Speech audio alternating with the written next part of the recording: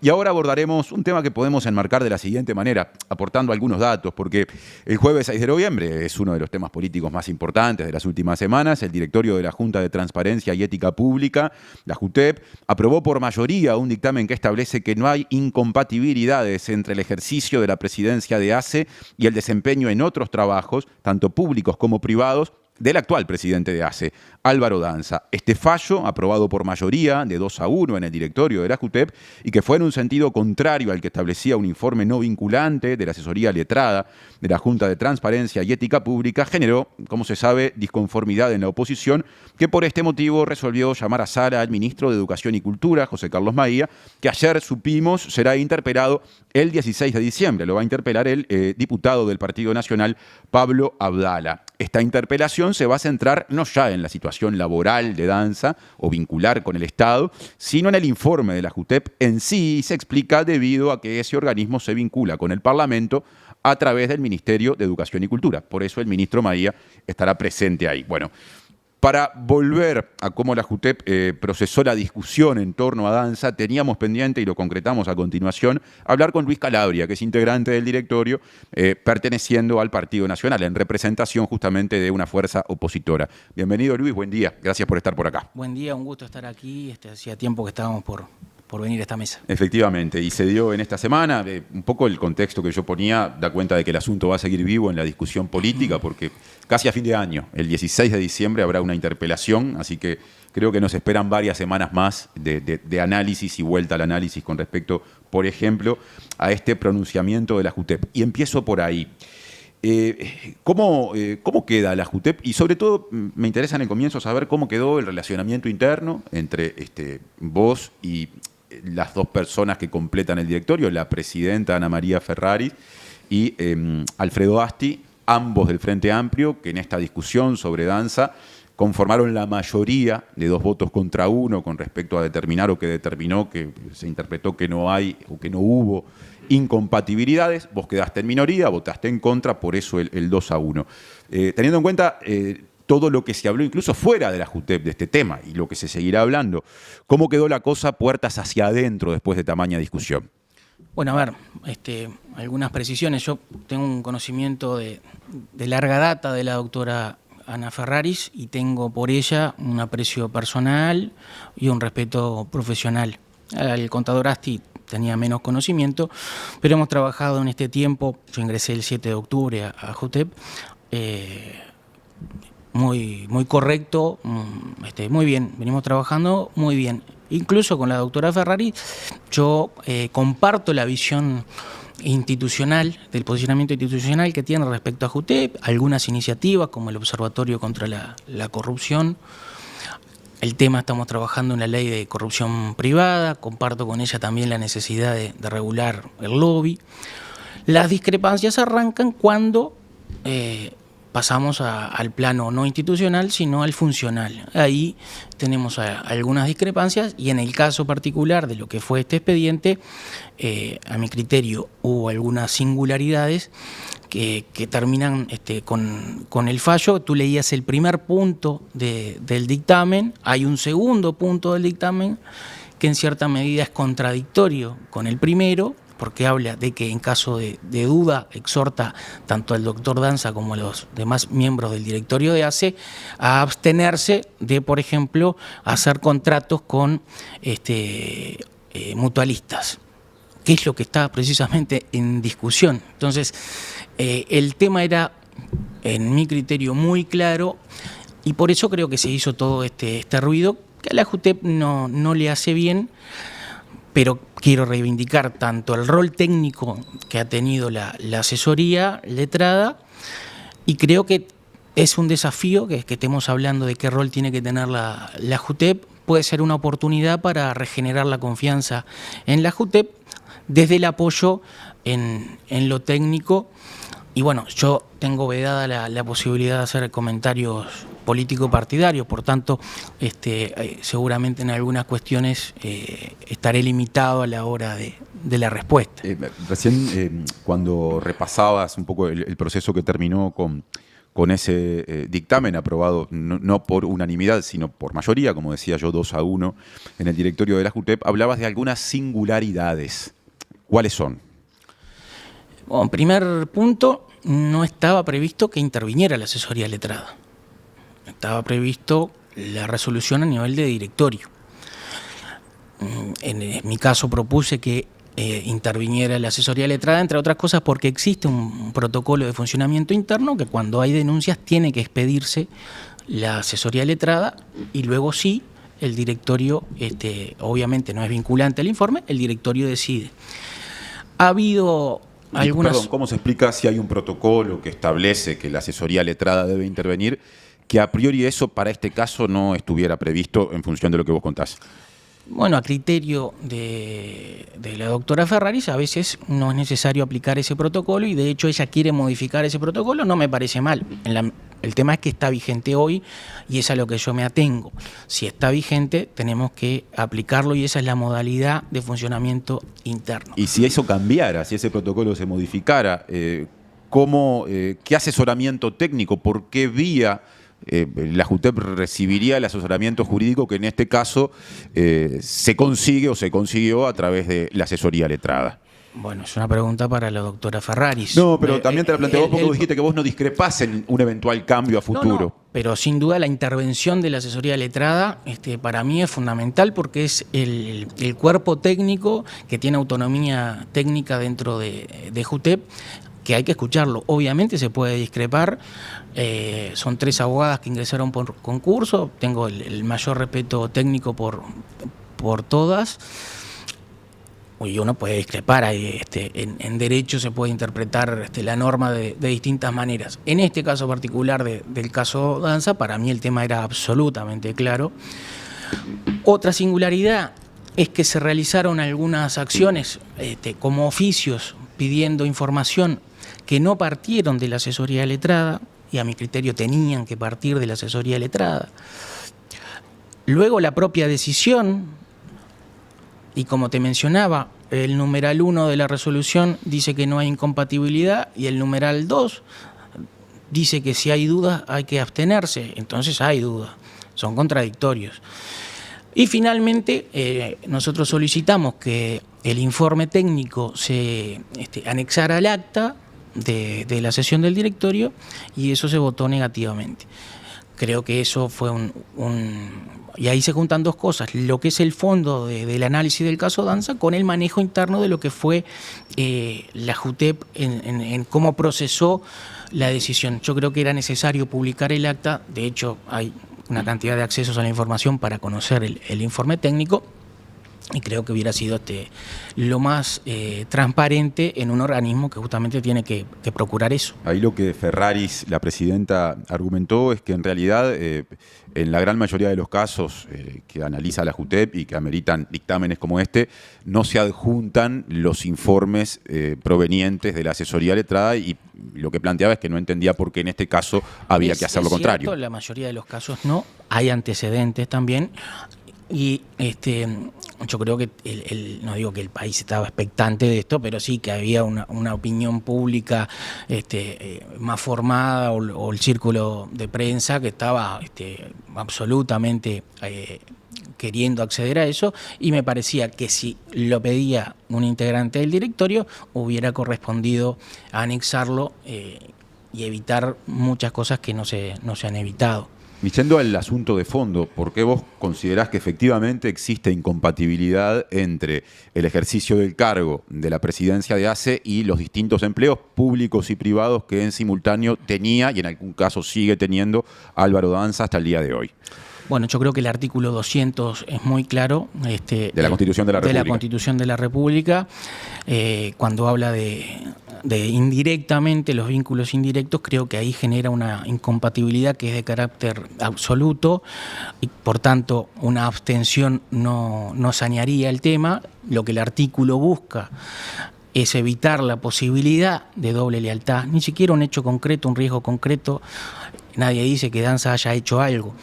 El tema es que lo que el constituyente quiso y escribió es evitar que exista la posibilidad de ese conflicto de intereses. Por tanto, para que no se hubiera configurado la incompatibilidad y la violación al artículo 200 de la Constitución, Danza tendría que haber renunciado a las mutualistas cuando aceptó ser presidente de ACE. También está el otro caso de las partidas que recibía por las tareas en el Hospital Pasteur. Ahí la ley de ACE dice que las funciones docentes tienen que ser honorarias. Porque ese es un cargo docente de la Universidad de la Universidad. República. Pero parte del salario, un complemento, lo paga ACE. Y él es el presidente de ACE y es el presidente de las comisiones de apoyo. De hecho, en el informe, en el dictamen en el que nosotros fundamentamos la discordia, citamos la resolución de ACE donde el propio Danza delega en otro funcionario de ACE la tarea de presidencia en su representación en la comisión de apoyo. ¿Ese complemento lo paga ACE con dinero propio a través de una comisión de apoyo o con dinero que le da la Universidad de la República? No, el dinero sale de una partida que se llama diversos créditos, pero que es de ACE y lo paga ACE. Por tanto, él, para cumplir con la ley de ACE, tendría que haber renunciado a percibir algún honorario y de esa manera cumplía con el artículo 200 de la Constitución y con el artículo 9 de la ley de ACE. A su vez estuvieron los temas de la superposición de horarios entre la actividad en el Pasteur y la actividad en ACE. En el informe técnico se detectaron al menos dos situaciones de superposición, y ahí a mi criterio hay un cobro indebido además porque la administración sufre un daño. Había dos lugares públicos que estaban pagando por una función y una se cumplía y evidentemente la otra no, porque no podía estar haciendo las dos cosas a la vez. Entonces, para mí el tema era absolutamente claro, pero obviamente respeto que haya quienes consideren que no. El artículo 200 de la Constitución que recién mencionaste es de todas las normas invocadas durante esta discusión la de mayor rango, porque después se aludió a otras que son leyes. Entonces, quiero hacerte una pregunta más vinculada a ese artículo en particular y a las distintas interpretaciones, ¿no? En un pasaje que hemos leído varias veces, pero conviene leerlo otra vez para que se entienda, ese artículo dice que quienes integran los directorios o directores generales de entes autónomos o servicios descentralizados no podrán ejercer simultáneamente profesiones o actividades que directa o indirectamente se relacionen con la institución a que pertenecen. Yo tuve la oportunidad en TV Ciudad de entrevistar a Ferraris, a la presidenta de ACE, y cuando surgió esto de cómo interpretar el 200 de la Constitución, dijo que se aplicó por parte de la mayoría, o sea, interpreto que Ferraris y Asti, ¿no? Se aplicó un criterio restrictivo de interpretación del alcance de ese artículo 200 de la Constitución, que era la norma de mayor rango de todas las manejadas, para que la interpretación y la aplicación no afectara el derecho al trabajo, que es otro derecho consagrado en la Constitución de la República, en este caso sobre la situación de Danza. ¿Qué te parece esa interpretación? Yo creo que se podría acudir a esa interpretación, pero sería violar las reglas de interpretación de la Constitución. ¿Por qué? Porque la Constitución hay que interpretar, y desde Justino Jiménez de derecha para acá, todos los constitucionalistas están en sintonía en que cuando la Constitución es clara hay que atenerse al tenor literal. Es verdad que es muy restrictiva, pero está ahí, el artículo dice eso, dice relaciones, y no solo de la manera directa, sino también indirecta. Es demasiado amplio, pero está, y hay que cumplirlo. Ese es el problema con acudir a una interpretación que desconozca los métodos de interpretación de la Constitución. Para mí no es el adecuado el que se utilizó por parte de la mayoría de JUTEP. Empecé la entrevista preguntando por el relacionamiento hacia adentro, ¿no? El directorio de la JUTEP, después de esta discusión, que bueno, que sigue vigente de alguna manera y lo seguirá por algunas semanas. Ahora, ¿qué evaluación haces de cómo queda la JUTEP hacia afuera después de estas discusiones, en las que, por ejemplo, un elemento que formó parte y forma de muchos análisis es la existencia de algo así como una partidización de la JUTEP? ¿Cómo le hace eso al organismo? Bueno, aquí hago varias puntualizaciones. Primero, que la JUTEP no es un tribunal moral, que es lo que parece que algunos pretenden que sea la JUTEP. ¿A quién aludís ahí? No lo da nadie. A los que dicen que tiene que ser un tribunal moral, que tiene que decir lo que está bien y lo que está mal. No. no está para eso la JUTEP.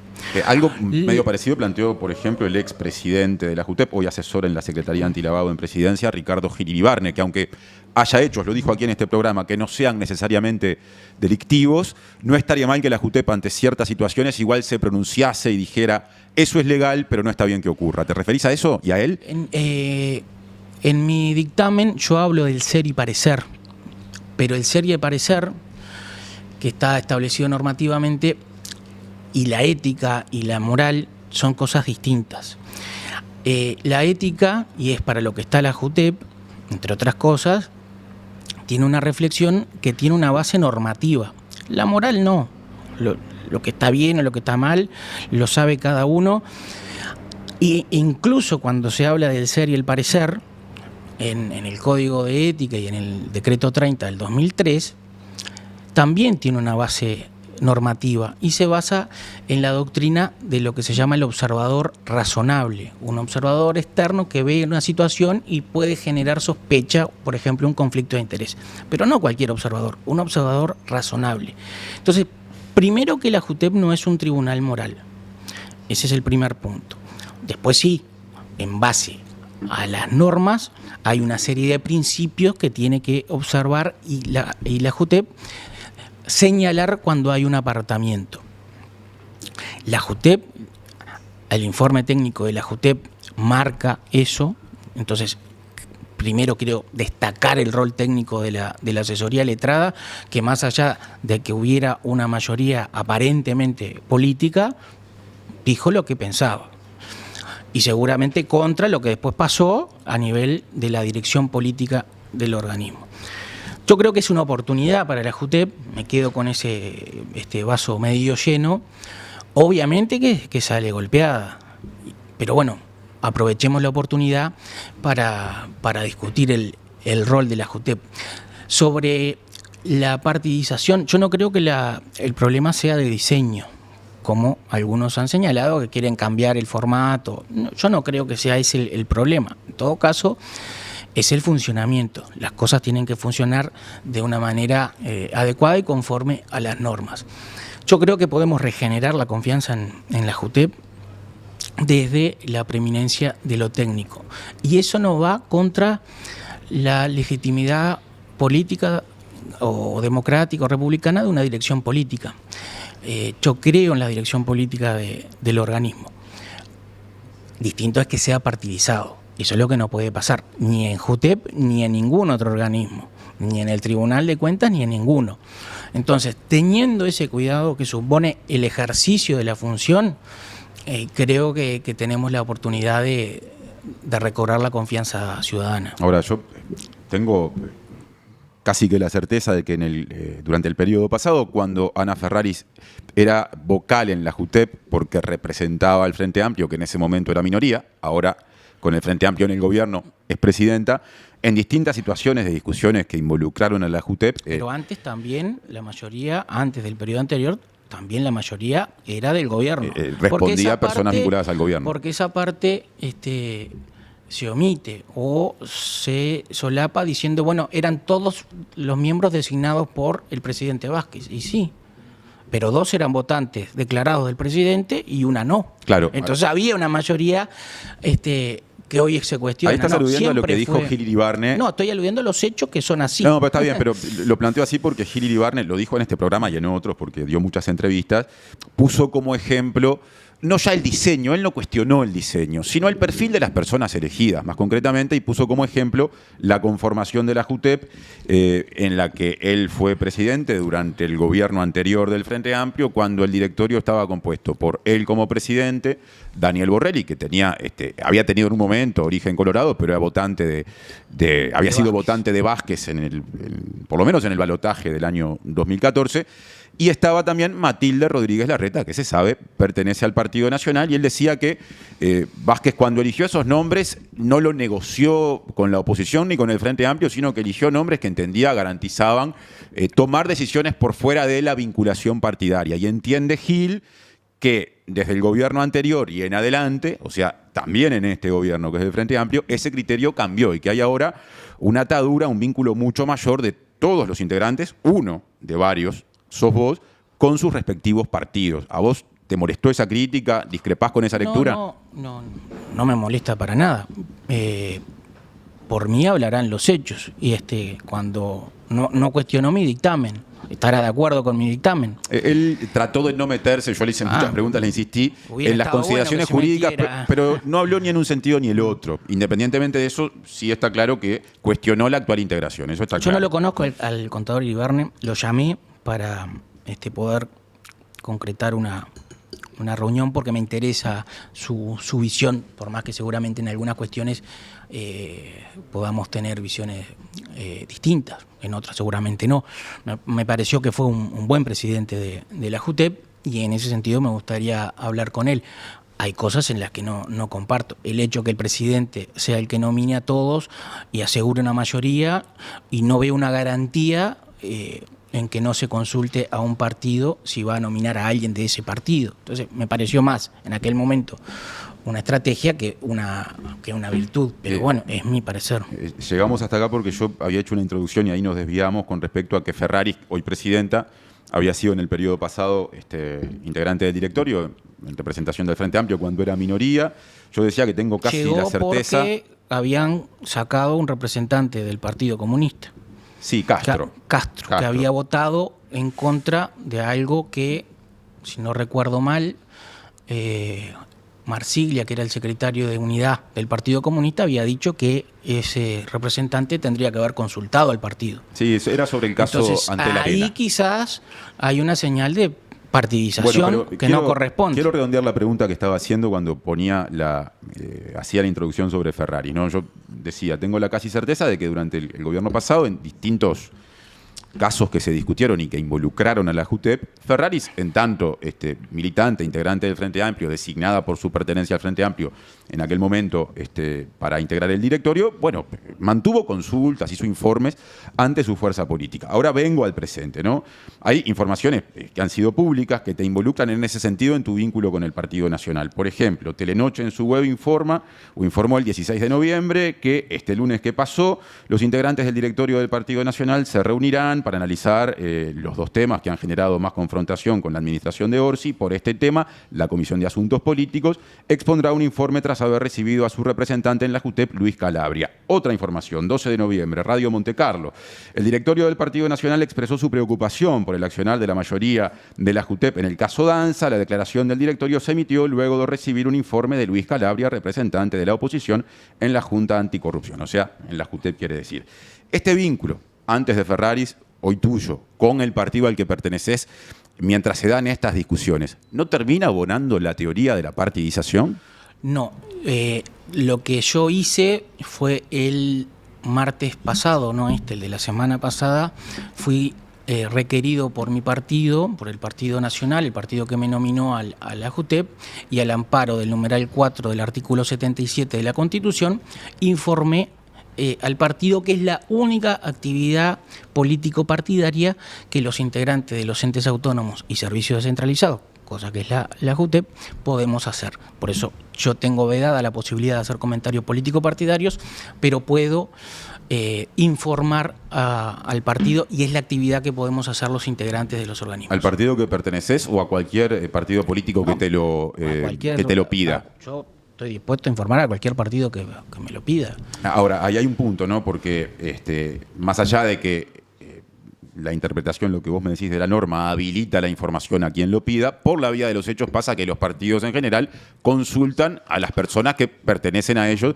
en la JUTEP. Entonces, vuelvo a la pregunta, ¿no abona eso la teoría de la partidización en todos los casos, no solo en el tuyo? El problema de la partidización es para hacer las cosas.